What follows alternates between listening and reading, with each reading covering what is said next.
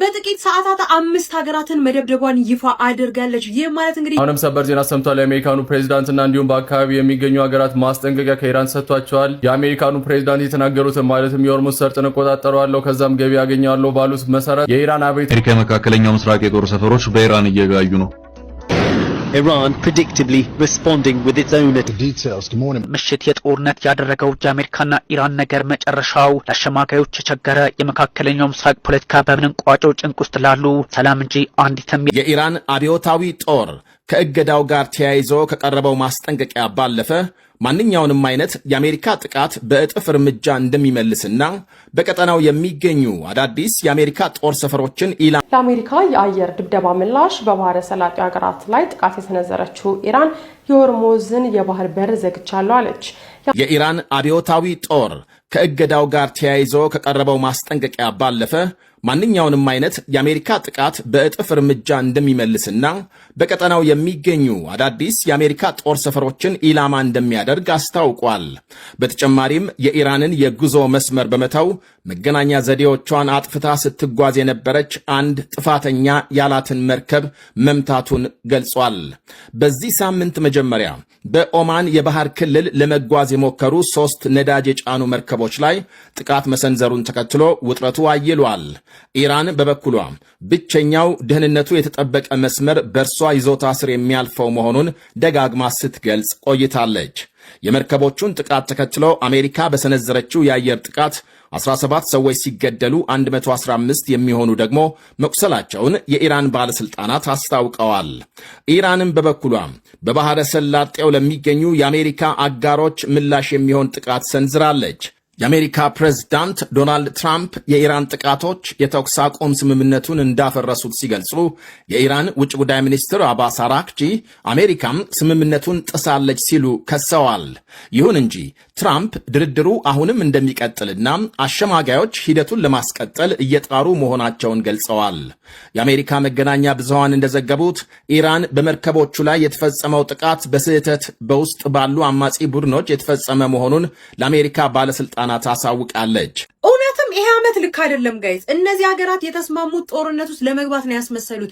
ስምምነት ላይ ሳይደርሱ በፊት እንኳን ይሄን ያክል ጦርነት ውስጥ እንዳልነበሩ ነው እየተመለከትን የምንገኘው። ምሽቱን እንግዲህ አሜሪካ በኢራን 140 ቦታዎችን ኢላማ አድርጋ በኢራን ላይ ጥቃት መሰንዘሯን እየተነገረ የሚገኘው ከባድ ጥቃትን ስታስተናግድ ያደረችው ኢራንም እንግዲህ ምላሽ ለመስጠት ዝግጅቷን ጨርሳ ወደ ተለያዩ ቦታዎች ላይ ጥቃት መሰንዘሯን ይፋ ያደረገች ሲሆን አሜሪካም እንግዲህ ሌሊቱን በኢራን ላይ ከባድ የተባሉ ጥቃቶችን ነበር ስትሰነዝር ያደረችው። በጦር ቤዞቿ እንዲሁም ደግሞ የጦር ማከማቻዎችና የተለያዩ የኢራን መሰረተ ልማቶችን ማውደሟን እየተነገረ የሚገኘው በአንድ አካባቢ ብቻ አይደለም። 4 የተለያዩ የኢራን ግዛቶችን ያካለለ ጥቃት ነው የሰነዘረችው። ኢራንም እንግዲህ በትናንትናው ዕለት የቆጵሮስ ንብረት የሆነ መርከብን መምታቷን ተከትሎ ነው አሜሪካ ማለት ነው በኢራን ላይ ይህንን ጥቃት እንደሰነዘረች እያሳወቀች የምትገኘው። አሜሪካ እንግዲህ እንዳወጣችው መረጃ ከሆነ ይህ የቆጵሮስ ንብረት ነው የተባለው መርከብም እንግዲህ ከተመታ በኋላ ውስጥ ላይ የነበሩ ሰዎች የት እንደደረሱ አልታወቀም። ምናልባትም ሞተው ሊሆን ይችላል። ግማሹ የመርከቡ አካልን መቃጠሉን ይፋ ያደረጉ ሲሆን አሜሪካም እንግዲህ ስምምነታችንን ኢራን አፍርሳለች፣ በመርከቦች ላይ ጥቃት እየሰነዘረች ነው፣ ደህንነታቸው የተጠበቀ አይደለም በማለት ነው ኢራን ላይ ጥቃት የሰነዘረችው። ኢራንም እንግዲህ የተለያዩ ቦታዎች ላይ ጥቃት መሰንዘሯን እያሳወቀች ትገኛለች። የትኞች ቦታዎች ናቸው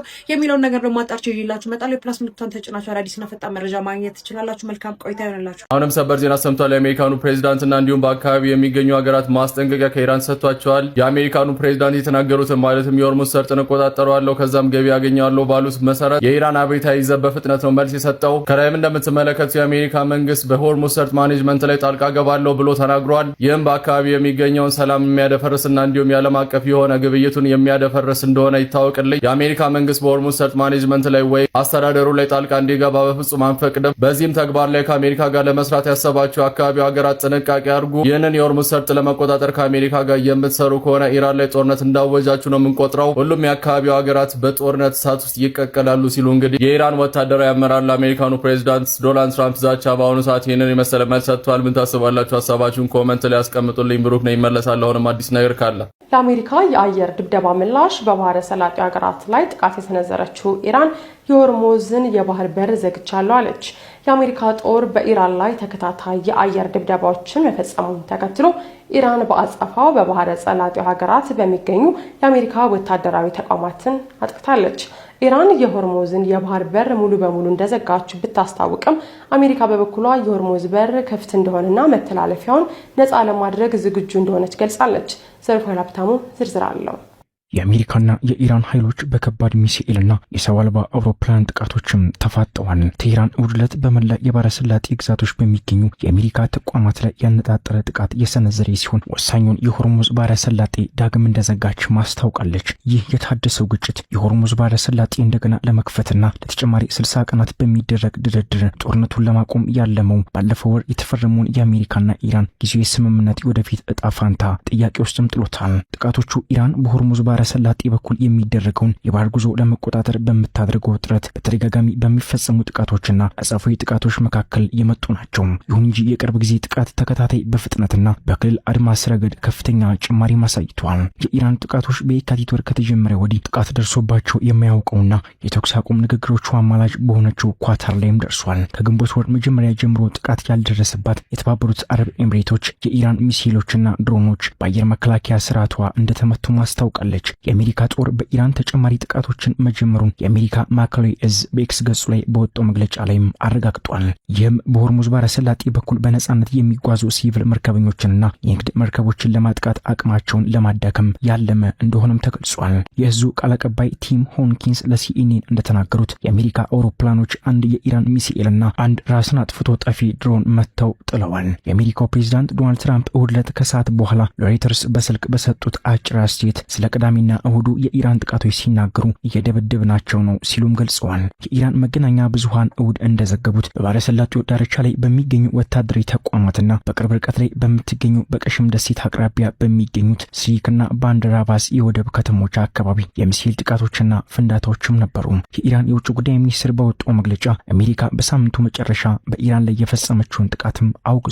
ሚኒስቴሩ አክሎም በባህረ ሰላጤውና መተላለፊያ መንገዶች አስተዳደር ላይ ለመወያየት ቅዳሜ በሙስካት የተደረገው የኢራንና የኦማን ውይይት በአሜሪካ በኦማን በተደረገ ግልጽና ስውር ጫና ምክንያት ውጤታማ እንዳልነበረም ገልጿል። ባለፈው ሳምንት ትራምፕ የተኩስ አቁም ስምምነቱ እንዳበቃ መግለጻቸውም ይታወሳል። ሆኖም ለተጨማሪ ድርድር በሩ ክፍት መሆኑን አመላክተዋል። አሜሪካና እስራኤል በኢራን ላይ የጀመሩት ጦርነት ባህረ ሰላጤውን እያመሰቃቀለ ሲሆን ኢራንም የአሜሪካ የጦር ሰፈሮች ባሉባቸው አገሮች ላይ ጥቃት እየሰነዘረችም ነው። ኢራን ባህረ ሰላጤውን ውጤታማ በሆነ መንገድ መዝጋቷ የኢነርጂ ዋጋ እንዲጨምርና የዓለም አቀፍ የዋጋ ግሽበት እንዲባባስም አድርጓል። ኢራን ከጦርነቱ በፊት የዓለምን 1/5 የነዳጅና የተፈጥሮ ጋዝ ጭነት ያስተላልፍ በነበረው ባህረ ሰላጤው ክፍያ ለመሰብሰብ ቋሚ ስርዓት ለመዘርጋት እየሞከረች ሲሆን መርከቦች ያለ ፈቃዷ እንዳይጓዙ አስጠንቅቃለች። ባልተፈቀደ መንገድ ሲጓዝ በነበረ መርከብ ላይ የማስጠንቀቂያ ተኩስ ከፍታ ባህረ ሰላጤውን እንደዘጋችም ገልጻለች። እሁድ ዕለት ደግሞ ሁለተኛ መርከብ ማገቷን ማስታውቃለች። የኢራን የፋርስ ባህረ ሰላጤው የባህር ላይ ባለስልጣን እሁድ ዕለት እንደገለጸው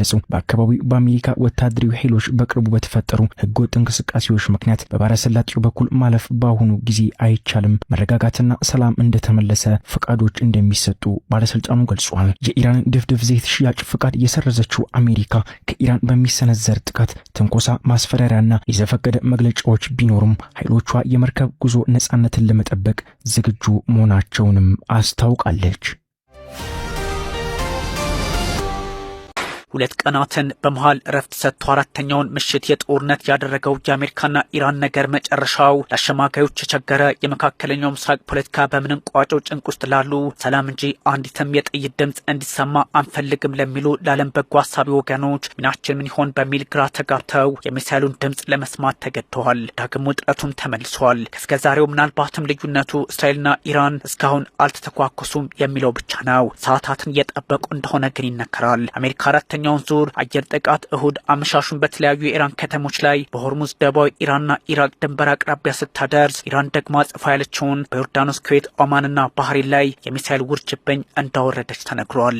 የአሜሪካ ማዕከላዊ እዝ ሴንትኮም ቁልፍ የዓለምን ቀጠናዎች በመቆጣጠር ኢራንና ኢራቅን ጨምሮ 21 ሀገራትን ከመካከለኛው ምስራቅ እስከ ሰሜን አፍሪካ ከደቡባዊ እስከ ማዕከላዊ ኤዥያን አካቶ ወታደራዊ የቤት ስራውን ለአሜሪካ ብሔራዊ ደህንነት ሲል እየተወጣ ነው ይሉታል እነ ፕሬዚዳንት ዶናልድ ትራምፕ። በሌላ በኩል ደግሞ ኢራኖች ንጹሃን ሊቀጥፍ የመጣ ኃይል በሚል ስም ይሰጡታል። ምንም እንኳን ማዕከላዊ እዙ ዙር 4 ያለውን አደገኛውን ጥቃት በኢራኖቹ ባንደር አባስ፣ ሲራክ፣ ጃስክና በገሽም ደሴቶች ፈጸም በኢራቅ ድንበር አቅራቢያ ከውስጣን ግዛት ዳርቻዎች ላይም የአየር ጥቃት አድሷል ቢባልም የቴህራን ምላሽ በከባቢው አገራት በተለይም የባህር ሰላጤውን ፈተና ውስጥ ያስገባም ሆኗል። እንደማስበው ለአንድ ምክንያት ነበር እዛ የገባሁት። ኢራን መቼም የኒውክሌር ጦር መሳሪያ እንዳይኖራት ለማድረግ። እኔ የምለው ኢራንን ኒውክሌር አልባ አድርገናታል ነው።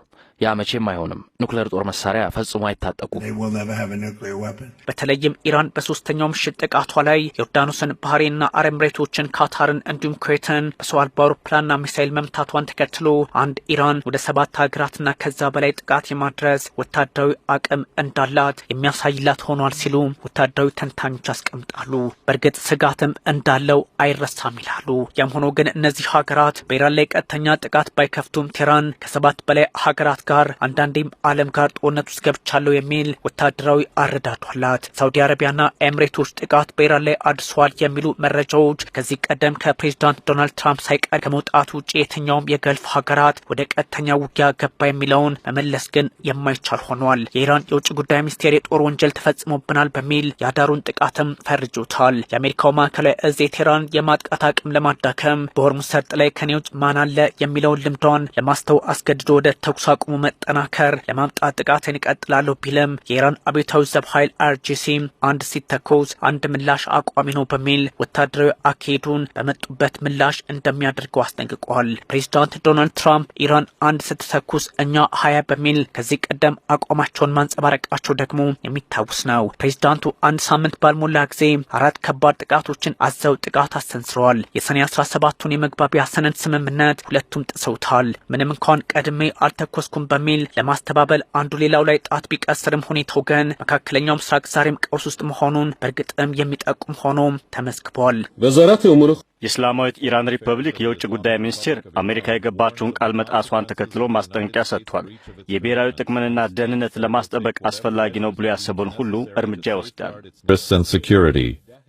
ሴንትኮም ዘለግ ላለ ሰዓታት የበዛ ወታደራዊ ኢላማዎችን፣ የአየር መከላከያ ስርዓቶችን፣ የራዳር ማዘዣዎችን፣ የድሮንና ሚሳይል ተቋማትን እንዲሁም የባህር ኃይሉን መርከቦች መትቻለሁ በሚል አረጋግጧል። ኢራን እስካሁን ለደረሰባት ጥቃት ሁሉ አጸፋዊ ምላሽ እየሰጠች ትገኛለች። በእያንዳንዱ የኢራን ጥቃት ውስጥ ታሳቢ የምትደረገው ባህሬንም አልቀረለትም። በአሜሪካው ፊፍዝ ፍሊት ባህር ኃይል ዋና ማዘዣ ላይ ጉዳት መድረሱም ይፋ ሆኗል። ይህ ደግሞ ከማዕከላዊ እዙ ከግማሽ በላይ የሚሆነውን ቦታ የሚቆጣጠር ነው። በዛ ላይ ሆርሙዝን ውቅያኖስን እስከ ቀይ ባህር አካቶ በመቆጣጠር የሚታወቅ ባህር ኃይል ከመሆኑ አንጻር ጥቃቱ የዋዛ አይደለም ተብሏል። በኢሳ አየር ኃይል ሰፈር ላይም ጥቃት ደርሷል። IRGC እንደሚለው በኩዌት በአሊ አልሳሌም የአየር ኃይል ጦር ሰፈር ፓትሪዮት የአየር መቃወሚያ ስርዓትን እንዲሁም በአህመድ አልጃበር አየር ኃይል ጦር ሰፈር የራዳር ስርዓትን ሙሉ በሙሉ አውድሟል። አሜሪካ ህገወጥ ጣልቃ ገብነቷን በመካከለኛው ምስራቅ ላይ ካልገታች በስተቀር ሆርሙዝ ተዘግቷል ያለው ዘቡ መርከቦች ያለ ቴህራን እውቅናና አረንጓዴ ምልክት በሰርጡ ላይ ዝር እንዳይሉ በሚልም አስጠንቅቋል። በኩዌትም ሂማርስ ከፍተኛ ተንቀሳቃሽ የሮኬት ማስወንጨፊያ ስርዓትንም አውድም ያለው በሚል ሀሳብ ሰጥቷል። ዮርዳኖስ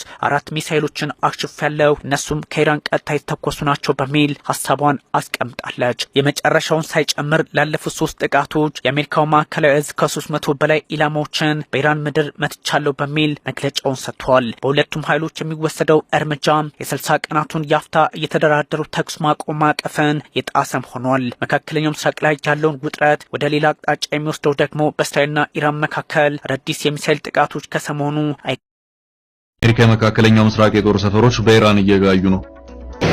Iran predictably responding with its own ምሽት የጦርነት ያደረገው የአሜሪካና ኢራን ነገር መጨረሻው ለአሸማጋዮች የቸገረ የመካከለኛው ምስራቅ ፖለቲካ በምን ቋጨው ጭንቅ ውስጥ ላሉ ሰላም እንጂ አንዲትም የጥይት ድምፅ እንዲሰማ አንፈልግም ለሚሉ ለዓለም በጎ ሀሳቢ ወገኖች ሚናችን ምን ይሆን በሚል ግራ ተጋብተው የሚሳይሉን ድምፅ ለመስማት ተገድተዋል። ዳግም ውጥረቱም ተመልሷል። እስከ ዛሬው ምናልባትም ልዩነቱ እስራኤልና ኢራን እስካሁን አልተተኳኮሱም የሚለው ብቻ ነው። ሰዓታትን እየጠበቁ እንደሆነ ግን ይነገራል። ይመከራል። አሜሪካ አራተኛውን ዙር አየር ጥቃት እሁድ አመሻሹን በተለያዩ የኢራን ከተሞች ላይ በሆርሙዝ ደቡባዊ ኢራንና ኢራቅ ድንበር አቅራቢያ ስታደርስ ኢራን ደግሞ አጽፋ ያለችውን በዮርዳኖስ፣ ኩዌት፣ ኦማንና ባህሬን ላይ የሚሳኤል ውርጅብኝ እንዳወረደች ተነግሯል።